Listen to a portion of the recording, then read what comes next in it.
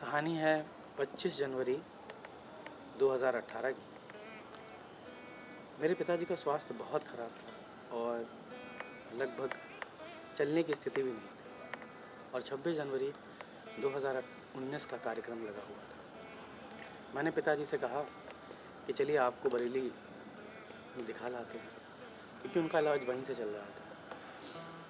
पिताजी ने बड़ा ही मन से दुखी होकर कहा कि बेटा, मेरे कारण तुम्हारे बच्चों का कभी नुकसान नहीं होना चाहिए। तुम एक काम करो, तो अपना 26 जनवरी का कार्यक्रम निपटा लो, फिर हम चलेंगे। और आज ही के दिन 27 जनवरी 2019 को मुझे पता चला कि उनको कैंसर है। बड़ा अजीब सा मौका था मेरे लिए कि कैसे रिएक्ट करूं, क्या करूं। पर मैं अपने पिताजी की उस बात से एक चीज़ सीखा कि ज्ञान का कोई मोल नहीं है।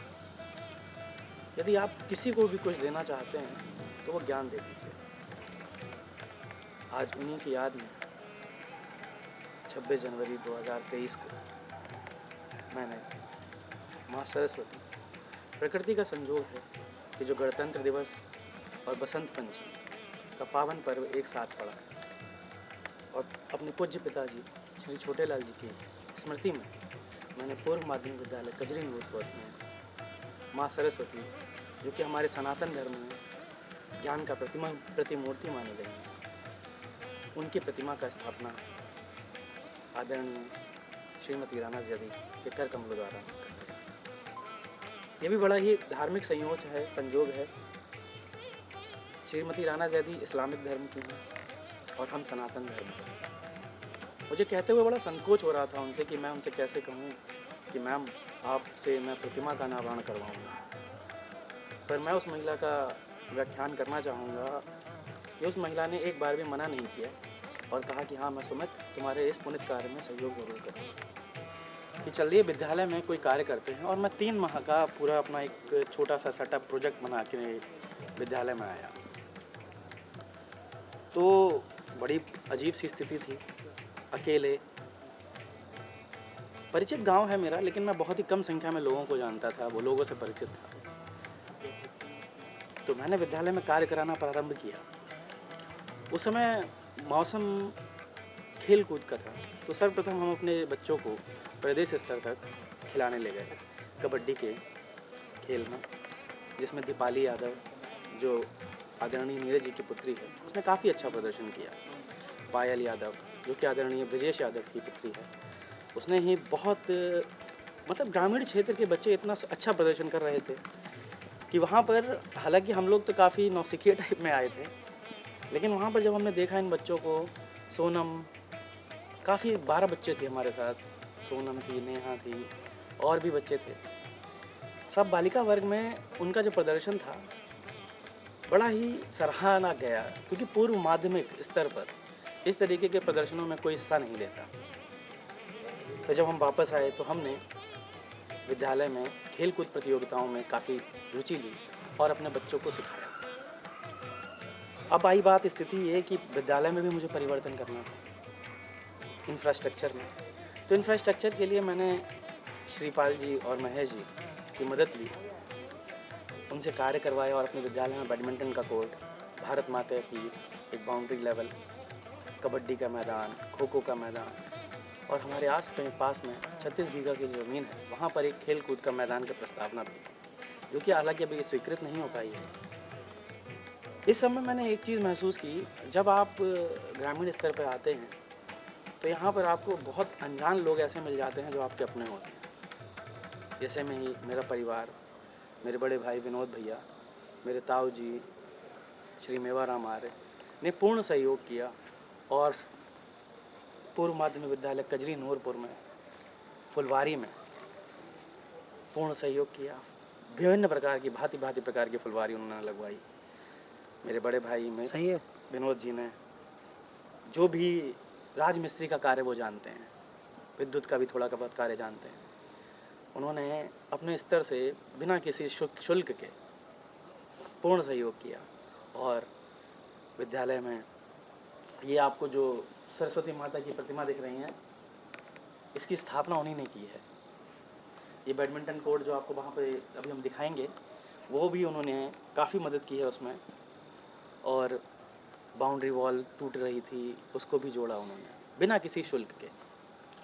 अब आई बात, भाई कोई भी कार्य करने के लिए आपको लिपिबद्ध होना चाहिए। लिपिबद्ध होने के लिए हमारी मुलाकात श्री ब्रजेश यादव से हुई। बड़े ही सरल स्वभाव के व्यक्तित्व के व्यक्ति थे वो। जब उनसे मुलाकात हुई तो हालांकि मुलाकात तो बड़ी ही अजीब टाइप से हुई थी, पर हाँ, धीरे धीरे व्यक्तिगत व्यवहार बना और 15 अगस्त, 26 जनवरी और विभिन्न प्रकार की गतिविधियों में कैमरा, वीडियोग्राफी उनकी तरफ से हमें प्रदान की गई। और मैं बड़ी इत्तेफाक की बात है कि मैंने अभी एक प्रोग्राम के अभी तक उनको शुल्क नहीं दिया है। और ये जो शूटिंग भी हो रही है वो उन्हीं के सहयोग से हो रही है। और मैं बहुत बहुत धन्यवाद प्रेषित करता हूँ। और सबसे ज़्यादा मैं धन्यवाद प्रेषित करता हूँ अपने छोटे छोटे नन्हे बच्चों का, श्लोक, अभिषेक, देव, पारस, अखिलेश, ब्रजेश, सुमित और नौनिहाल प्रांजल, मदारीपुर से एक बच्चा आता है राहुल।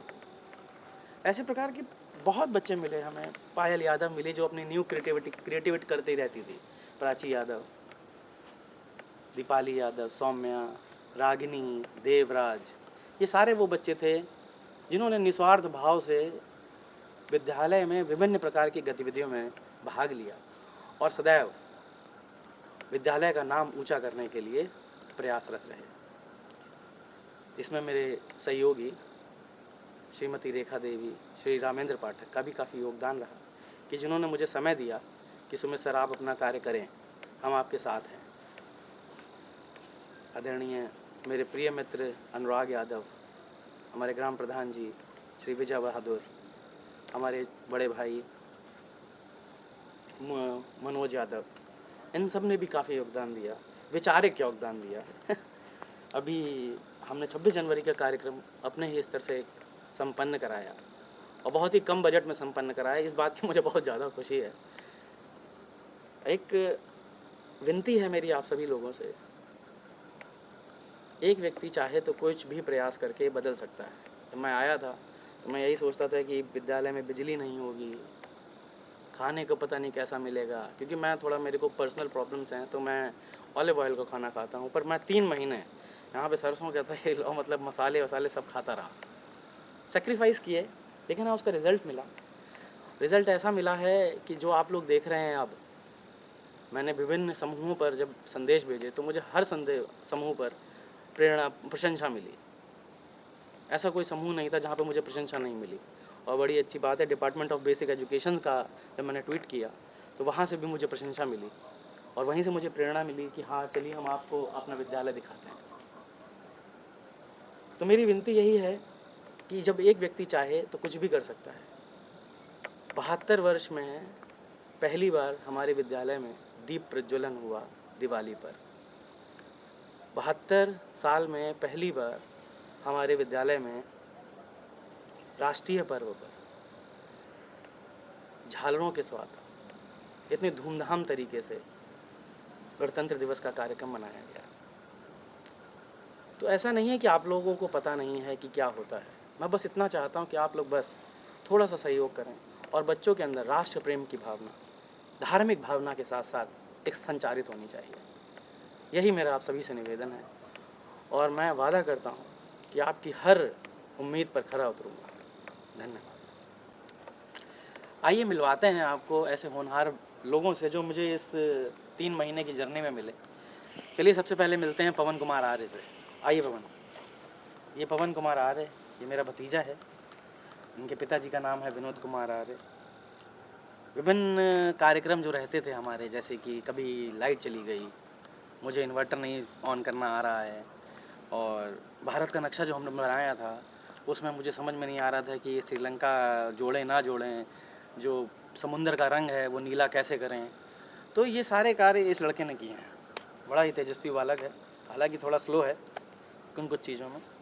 तो पवन बताइए भाई अपने बारे में कुछ। मैं Pawan Kumar Arya, PG diploma in cyber security से लखनऊ से कर रहा हूँ। अच्छा, कौन से इंस्टीट्यूट से कर रहे हैं आप? लखनऊ। लखनऊ में कहाँ से? Government polytechnic. गवर्नमेंट पॉलिटेक्निक में। तो कैसा लगा, आप अपने गांव से आप पहली बार निकले? जी। अच्छा, तो ये छोटे गांव से आप इतने बड़े शहर पहुंच गए, तो यहाँ के माहौल और वहाँ के माहौल में कुछ अंतर लगा आपको? बहुत अंतर है यहाँ के और वहाँ के माहौल में। जैसे जैसे एजुकेशन में बहुत अंतर है, बहुत सी चीज़ों में बहुत तो अंतर है। आपको अपने परिवार में जब आप बाहर गए, तो अब आपको ऐसा नहीं लगता कि शिक्षा का बहुत बहुत इम्पोर्टेंट रोल है? बहुत ज़्यादा इम्पोर्टेंट रोल है। तो फिर अब आप अपने गांव को कैसे विकसित करेंगे? गांव को छोड़िए, ये बताइए अपने घर में कैसे विकसित करेंगे अपने छोटे भाई बहनों को? घर में हाँ, नई नई चीज़ें सिखाएंगे ना? सिखाएंगे। हाँ, चलिए, ऑल द बेस्ट। अब हम 25 23 24 साल का हो चुका है और बड़ी ही ये क्या कहते हैं, सामाजिक कुरीतियों के तहत उसका बाल विवाह हो गया। अब वो खुद स्वयं में 2 बालिका, एक बालक और एक बालिका का पिता हो गया है। आइए मिलते हैं श्री रामवीर यादव। आइए रामवीर यादव। बड़े ही इत्तेफाक की बात है, जब ये 14 वर्ष का था तब इसको मैंने कंप्यूटर सिखाया था। अब सामाजिक कुरीतियाँ, फिर से मैं बार बार बोलता हूँ कि जो शैक्षिक योग्यताएं होनी चाहिए वो समाज में नहीं हो पा रही हैं। ग्रामीण स्तर पर अभी भी आज भी शिक्षा का थोड़ा सा अभाव है। ये बच्चा 14 वर्ष की आयु में CCC का कोर्स किया हुआ है, पर सामाजिक जिम्मेदारी, आर्थिक बोझ के तहत उसको पढ़ाई छोड़नी पड़ी और आज अपने पूरे समय अपने पिताजी का व्यवसाय संभाल रहा है और जितना भी समय मिलता है विद्यालय को देता है। विद्यालय में बहुत योगदान इस बच्चे का रहा है। जैसे कि हमारे लिए तो ये बांस लाना और कौन सा फसल बोई जाएगी इस समय, पानी कितना लगेगा, मेरे लिए तो ये सब चीज़ अनजानी थी। रामवीर ने मेरी बहुत हेल्प की है। रामवीर यादव बताएं भाई, कैसा लगा आपको विद्यालय में 3 महीने हमसे मिलकर विद्यालय के लिए काम करके? तो विद्यालय के लिए जो आपने काम किया तो उसमें आपको कुछ लगा कि हाँ अच्छा हुआ, खराब हुआ? जी सर, इससे पहले ऐसा कभी नहीं हुआ है। तो आगे क्या है योजना कि हम विद्यालय के लिए हम करते रहेंगे, जी अब ठंडा जाएंगे, नहीं, हम करते रहेंगे। है ना? तो मैं यही चाहता हूँ कि आप सभी लोग भी बस इत्तू उत्तू सा, वो कहते हैं ना बूंद बूंद सागर भरे, हमें बस बूंद बननी है। और जो शिक्षा के स्तर का जो कहा जाता है ना कि सरकारी विद्यालयों में विभिन्न प्रकार की गतिविधियाँ कराई जा रही हैं, तो मेरा मानना है कि जो शिक्षा का स्तर है वो विभिन्न प्रकार की गतिविधियों से ही चलेगा। बच्चे आजकल खेलना चाहते हैं और हमें ये नई नई गतिविधियाँ कराकर बच्चों को बस सिखाना है। सब कुछ हम उन बच्चों को पहले से पता होता है लगभग, बस हमको उनके प्याज की तरह उनकी परतें उतारनी है। और इसका बच्चा आता है तो जो वो बोलता है तो मुझे बड़ा अच्छा लगता है, बहुत बोलने वाला बच्चा है इसका। तो आगे भी मैं उम्मीद करूँगा रामवीर आप मेरे साथ रहें। जी सर। ठीक, चलिए रेडी।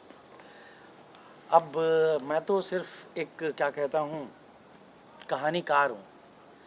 अब मैं आपको मिलाता हूँ ऐसी शख्सियत से जो डायरेक्टर है इस पिक्चर का, जिसने मुझे हर समय समझाया बड़े भाई की तरह, हर बात से मुझे इत्तला करा, जैसे कि कोई अपना समझा रहा हो। तो आइए मिलते हैं ब्रिजेश यादव से।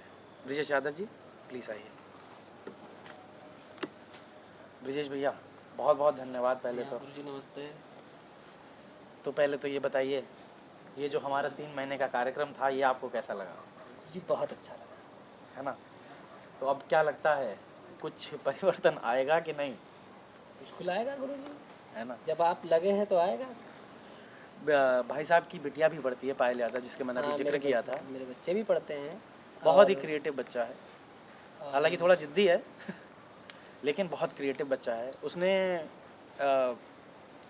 एलिमेंट्स पीरियोडिक टेबल के जो एलिमेंट्स हैं उसने ट्री पे बनाए हैं। सूखी डंडी से उसने पीरियोडिक टेबल के एलिमेंट्स बनाए। एक जहाज पानी का चलने वाला मोटर से बनाया स्वयं। एक डिफरेंट टाइप के मॉडल्स, लगभग 4-5 मॉडल उसने स्वयं तैयार किए बिना मेरी गाइडेंस के। ये मुझे सीरियसली, और ये देखिए किसी भी बच्चे के जो गुण होते हैं उसके माता पिता से आते हैं। तो मैं भाई साहब का बहुत ही शुक्रगुजार हूँ कि जो उन्होंने दिया अपने बच्चों में ट्रांसफ़र किया है। तो अब मुझे आप गाइड करिए कि अब आगे मैं क्या करूँ। सर आपने जो इतने दिनों में यहाँ पे करा है अभी तक नहीं हुआ है, और जो आप कर रहे हैं ये कोई नहीं करेगा। अभी तक इतने दिन शायद हम इस गांव में काफ़ी दिनों से रह रहे हैं, लगभग इस स्कूल में पढ़े भी हैं। अरे वाह। हाँ, लेकिन सर जो इतने दिनों में आपने आके किया है और जो बच्चों के साथ कर रहे हैं, जो बच्चे तारीफ़ें कर रहे हैं, वो आज तक हमने नहीं सुनी, किसी की भी नहीं सुनी। मैं भी पढ़ा हूँ, मैं यहाँ 8वीं तक पढ़ा हूँ, अच्छा। लेकिन पहले भी मैंने पहले का माहौल भी और था, लेकिन अब जब से आप आए हैं तब से यहाँ का माहौल क्या सारा सब कुछ चेंज हो गया है। ये तो आप लोगों के मुंह से सुनता हूँ तो अच्छा लगता है। हाँ, चेंज हो गया है और बच्चे भी तारीफ़ करते हैं। हमारे गांव में जब मैं गांव के अंदर जाता हूँ तो सारे बच्चे आपकी तारीफ़ करते हैं कि हाँ सर आ गए हैं, सर ने। और बहुत बच्चों ने हमें ये भी कुछ चीज़ें बताई हैं कि हमारे सर जी ऐसे हैं कि अगर हमारे पास पेन नहीं होता है तो पेन भी हमें देते हैं। देखो, बच्चों के मुंह से कुछ ऐसा होता है कि बच्चे कुछ छुपाते नहीं हैं। कभी भी अपने घर पे जाके अगर गार्जियन से नहीं बोलेंगे तो 4 बच्चों में बैठ के बातें करेंगे कि हाँ, अगर हमारे पास आज पेन नहीं था तो गुरुजी ने हमें पेन दिया। और ये सब चीज़ें बहुत अच्छी हैं कि जैसे कि कभी-कभी ऐसा होता है किसी बच्चे के पास ऐसी मजबूरियाँ हो जाती हैं, गार्जियन भी कुछ ऐसे होते हैं जो चीज़ें नहीं लेके देते हैं। लेकिन हमने तो ये पहली बार देखा है कि हर सूरत से गुरुजी मदद कर रहे हैं, हर बच्चे की। और बच्चों के लिए मतलब नए-नए तरीकों, जब बच्चों को पढ़ाने के अलग-अलग तरीके हैं इनके, जो तरीके हैं, जैसे कि बच्चों को कभी-कभी ऐसा होता है खुश करने के लिए गिफ्ट दे दिया या कुछ भी, मतलब बच्चों को ही, मतलब बच्चों में ही लगे रहते हैं। जब भी मैं देखता हूँ कि कभी भी फ्री नहीं देखता। और अक्सर स्कूल में आना-जाना बहुत कम होता रहता है, लेकिन फिर भी जब भी आते हैं तो बच्चों के मुँह से ही तारीफ़ जब होती है तभी पता लगता है कि कौन पढ़ाता है, कौन क्या करता है। अगर ऐसे शिक्षक इस ऐसे स्कूलों में हों तो उस स्कूल का भला तो होना ही होना है। बहुत बहुत धन्यवाद भैया।